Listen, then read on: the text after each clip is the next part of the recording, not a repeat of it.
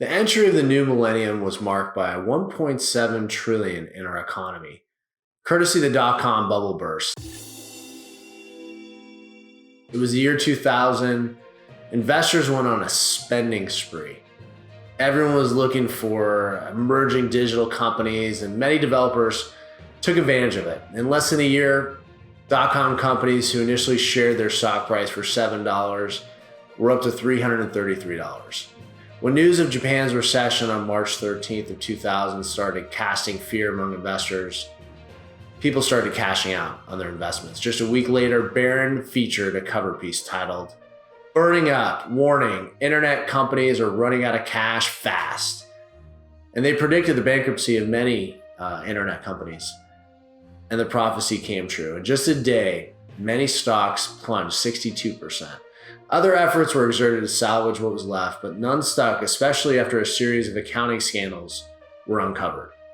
By the end of the stock market downturn of 2002, stocks had lost an incredible $5 trillion in market capitalization since the peak. And this is how volatile the stock market is. But great investors know that great disasters present great opportunities and great lessons. Jeff Bezos, founder of Amazon, is one such guy. Right before the dot-com bubble burst, Amazon.com sold $672 million in convertible bonds to shore up its financial position. Amazon didn't just survive the bust and the recession that followed. It became arguably the most successful and one of the most profitable companies in the whole entire world. It's not just Amazon. Several studies revealed some 9% of companies didn't just survive that recession, they thrived. And there was 4 main components that they adapted and implemented: decentralization, digital transformation, debt management, and operations management. Ranjay Gulati, Nitin Nohria, and many others found that during the recession of 1980, 1990, and 2000, decentralization spelled the difference between tanking and surviving. Decentralization is the spreading of revenue sources, operations, and investments. Many companies concentrated on just one source of income, and that was a mistake. Amazon started as a bookstore, but quickly they adapted. Amazon Marketplace, it was a platform for third-party sellers. It further expanded during and after the recession, and new segments opened up: kitchens, travel, apparel. They started moving into Canada. Amazon decentralized their investments and decentralized their sources of income, and it was really smart. Debt management needs to start prior to a recession. It has to start in a 2017 study by the Sloan School of Management. They said that the debts add pressure to your revenue. When you have too much to pay, you need to earn more, and it hurts your balance sheet. Debts for businesses are unavoidable, but manageable. Companies should start considering deleveraging as soon as the realization of recession is about to hit. The exact amount of debt you manage depends on your situation, but Mueller studies found that the average debt to asset ratio among firms that increased debt levels in the run-up to the Great Recession was about 38%. Among the group that had deleveraged, it was about 19.5%. It is painful to hear for some people, but the truth is, many of our processes may actually be done by technology, and many of our operational processes might be done more efficient through technology and less with labor.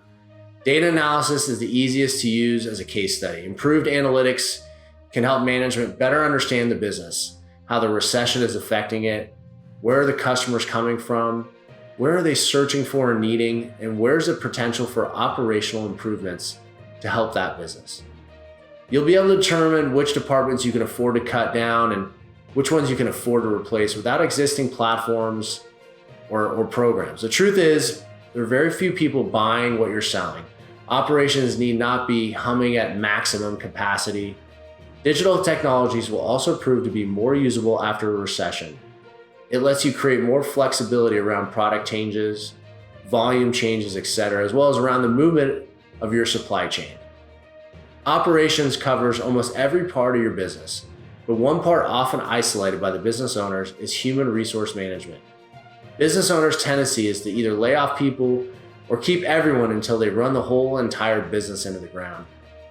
Do you remember that a layoff is costly and hiring is even costlier? Layoffs They demoralize the company, and that includes you. Worse, when a recession ends and your business is back on track, you most likely need these people back.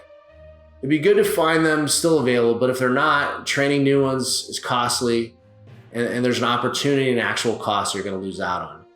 You should consider cutting hours or performance pay instead of layoffs. Not only would you disturb your operations, but you'd be helping your current employees and contribute to the general economy. Lastly, secure yourself and your family. Don't cash out your 401k or your IRA. Don't take the money out of the bank and use it to pay people. It's noble, but it's not smart in the long term. The S&P may be losing value, but you don't have to submit yourself to it. You should look for investments that are safe and secure. Securing your investments and your family's future will let you do other things with a more logical mind. Knowing that the risks you take now will not affect your retirement or the future of your children brings peace of mind, and it lets you concentrate on helping other people. Gold, silver, and other metals have proven to be a secure and safe investment. Metal has thrived through recessions, economy, depression, and many other downturns. Even the central banks of the world and countries invest in gold and other metals to help make their economy grow and more diverse. Why shouldn't you? If you want to learn about how you can secure some of your wealth and your investment through metal, visit our website. It's noblegoldinvestments.com.